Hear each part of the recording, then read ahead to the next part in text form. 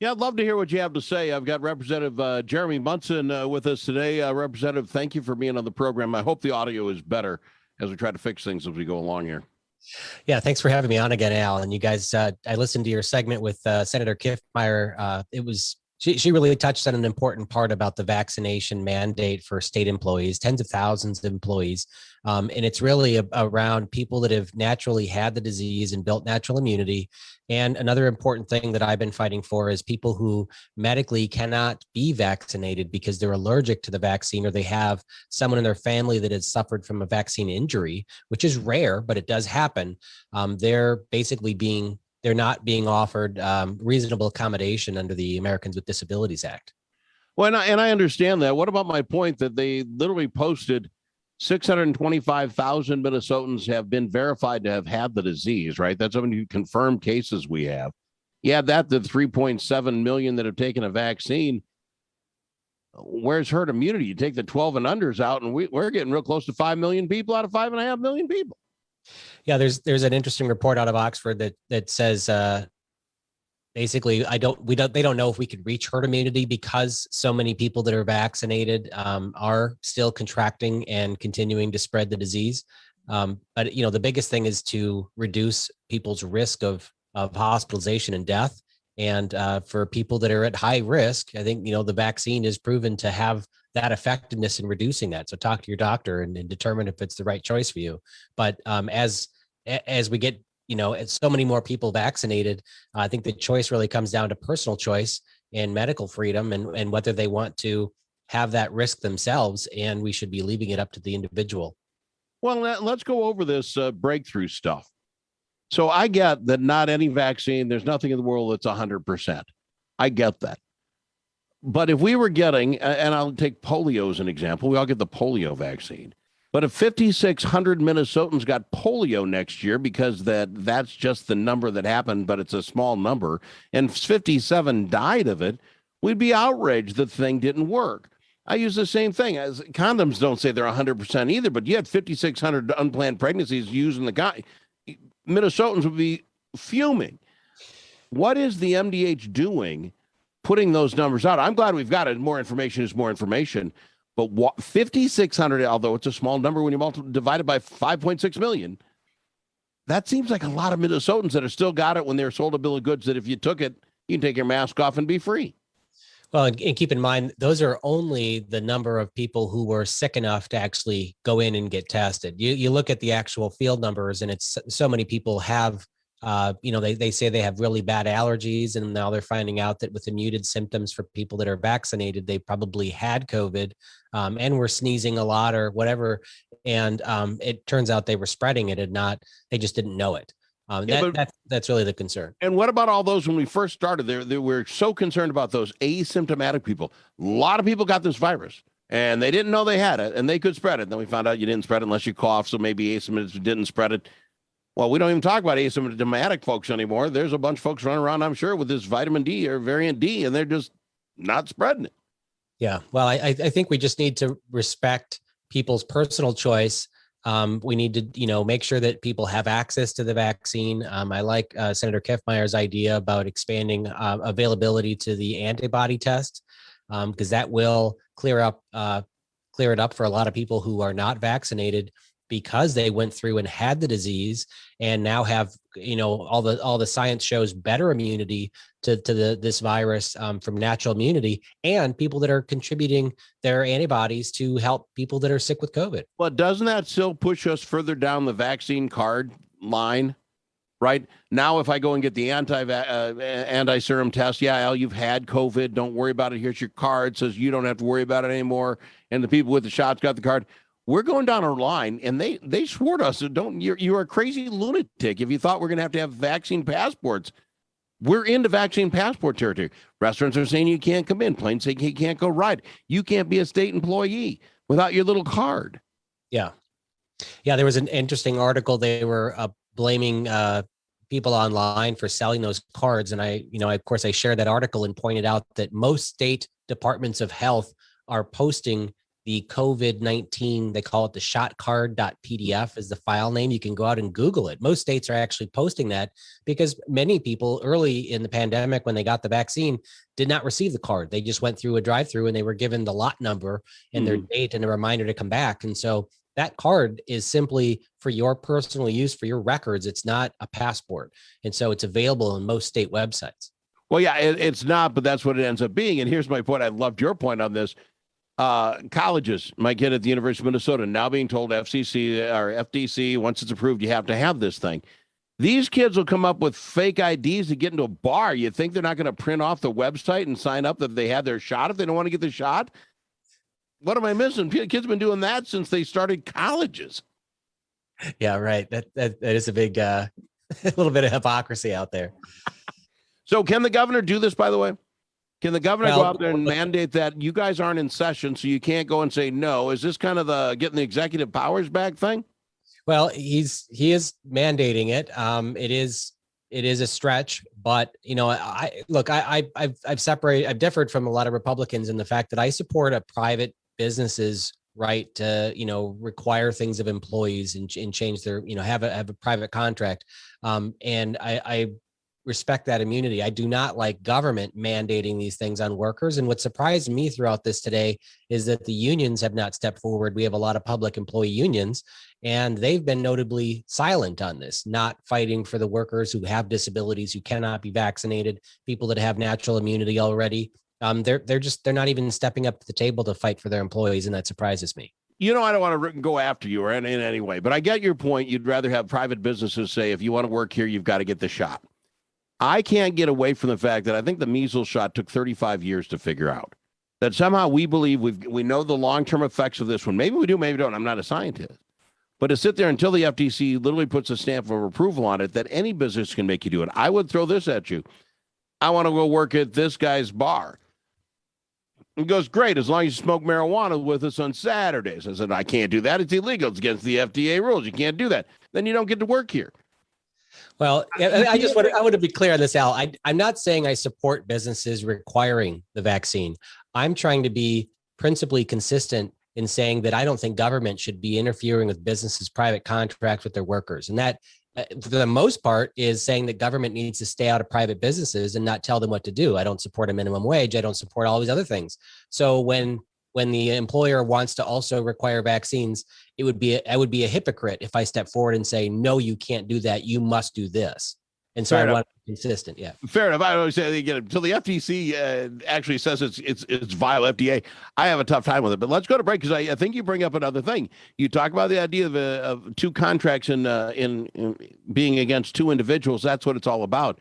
But are we not really getting really close to just absolutely throwing out contracts between renters and owners and housing, and you have to pay even though if your renters don't have to?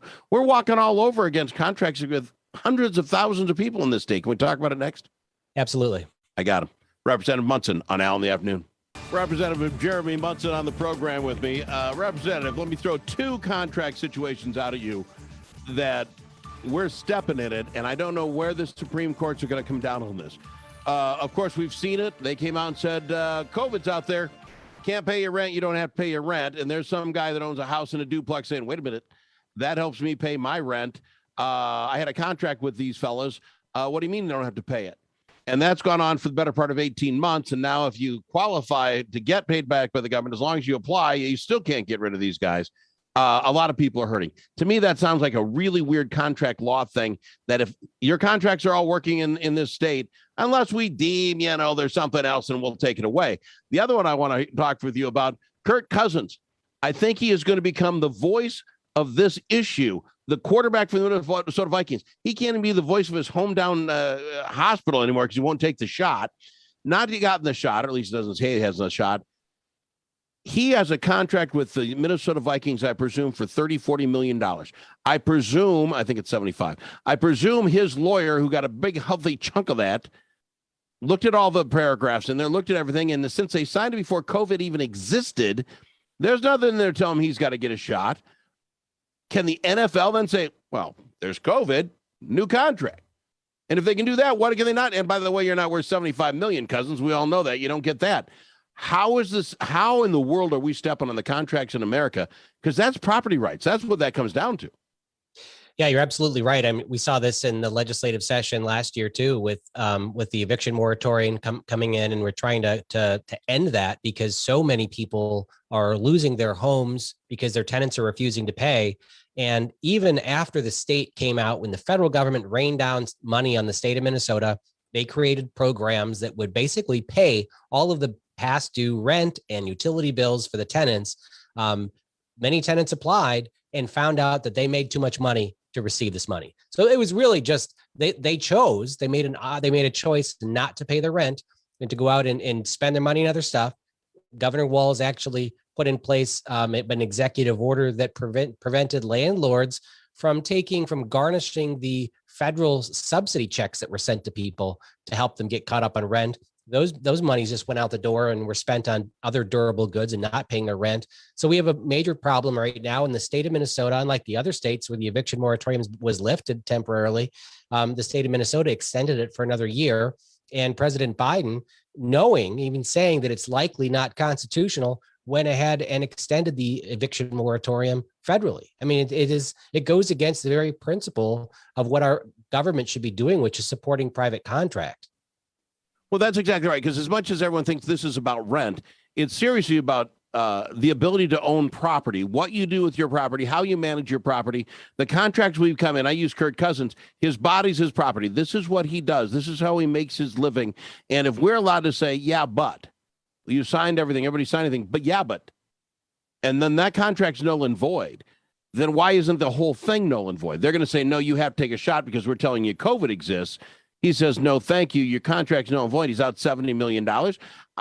People are going to have to realize we're getting to a point where the state, federal, are now taking over your right, your ability to make a living and shuckling out money here and there and saying people can't evict you. This is a train wreck. I mean, we're missing fundamental how to be an American stuff here. How do you see it playing out with the state Supreme Court come in, the U.S. Supreme Court? Well, I mean, I certainly would hope that the courts would come in. I mean, I've had cases that we're waiting for the Minnesota Supreme Court to hear our case. As soon as Walz files another emergency thing, they denied our case, 2 weeks ago. Out of just frustration, I can't get the courts to weigh in on this. But if you're not in the game, if you don't own real estate, or you're not, if you think that Cousins makes too much money working for the Vikings and should just take the shot, I need you to step back and look at this from a constitutional point of view. And we realize that the government is growing and taking away people's rights, and we need to step in and fight for this. The same this week, we saw a court case filed against the company that runs the Minnesota State Fair, which is an arm of the state of Minnesota, banning guns. Now, they may have had a soft rule saying that you can't have firearms, but I know many people that carry firearms for protection, especially people that work at the state fair who have to walk a half mile or a mile at the end in the dark through all the sketchy crowds at the outside carrying the fair. Satchels of money. The money's got to get out of there somehow. Yeah, but on that same line, Minneapolis is scary. I've used this story a couple times. This last weekend, I had to go up there to get fitted for a suit with my son and my dad. We get up there. We haven't been up in Calhoun Square for 20 years. It used to be the uptown. It used to be the place to go to have your fun, have a night. The Calhoun Square is practically closed down. There's one business for every 5 shops, and this guy was closing down. And I was chatting with him about it. He says, it's just not safe here. It's not safe for you to come to my store. It's not safe for my employees to be here. I don't know when the next time somebody's going to just start burning this place down. He says it's just not safe. We're seeing random shootings in Minneapolis all the time. I would be scared to death to go to the state. I'm not telling people not to go. But a couple of knuckleheads that don't follow the rules with, illegal guns can do terrible damage. And I'd like to have a whole lot of people, and I'm a Second Amendment guy. I'd like a whole lot of guys carrying guns legally. You know what I'm saying? It just seems to make sense. Yeah. It's important. The right to self-defense is so important. And we already know that the state fair is so understaffed for police and security anyways. And we know that, looking at all the TSA numbers, they don't catch firearms going through metal detectors. They're certainly not going to be able to check everything and catch the people that aren't abiding by the law. So we need to have people we need to have the good guys up there who who are trained and know how to carry a gun for self-defense and allow people to defend themselves. See, and that's where I'm at. It's a self-defense issue. And again, if you're law-abiding and you've got your concealed carry and you want to walk around with it, I think we don't brandish them. You know what I'm saying? That you don't have them sitting out. I don't know why it would affect anybody. So your thoughts on going to the fair? Is it going to be safe there? Like, I want to say, I don't remember, there's a Anoka fair. One of these fairs already had they had to close the fair down at night because of the vandals and stuff, and the hooligans. I like to call them hooligans. Your thoughts? I don't want to close down the state fair, but I'd be scared. No, I'm conflicted. I've got 2 booths I'm supposed to be working on at the state fair. I'm going to be speaking outside the state fair on Saturday, the last Saturday of the state fair, and as a march down to the Capitol for a medical freedom rally. So I'm going to be up there. I'm likely going to go to the state fair. I don't know if I'm going to bring my wife and children. I just think it's just not the right year for our family to make that choice. But if everybody goes up there, please be safe. Absolutely. And bring a mask. I don't think they've got that figured out yet. You may or may not be wearing one. Indoor buildings, you might. Just have a mask in your car. You got to carry one around now. That's all there is to it. Representative Munson, I love having you in the program. I really do. I appreciate it. We've got a lot to figure out. And I'm really, of all the things we discussed, the COVID thing is huge. But this, the ability to have the state come into your house, your home, and say, hey, that contract you have with your downstairs neighbor, forget that. We're taking over now. The ripple effect of that will be huge.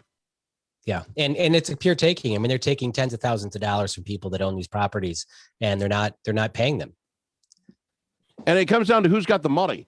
Obviously they like the votes. You give the free money to the folks that don't have the money. You make the people with the houses pay their rent or pay the mortgage. Why not go to the banks and say, banks, you can no longer charge payments on those contracts you have for those houses until we get this figured out? Because banks have big money. They have lobby groups. There's no way in the world they're going to say, we're going to put a freeze on everything. Taxation is the other thing. That if you're going to not let me collect the money on this house, you can't tax me on it. Why are Americans paying their taxes if they're not allowed to raise the money to pay the taxes? Yeah. Sorry, we could do another one on this. I'm out of time. Sorry for setting it like that, Representative. No, it's fine. Thanks for having me on again, Al. Always a pleasure. Representative Jeremy Munson on Al in the Afternoon.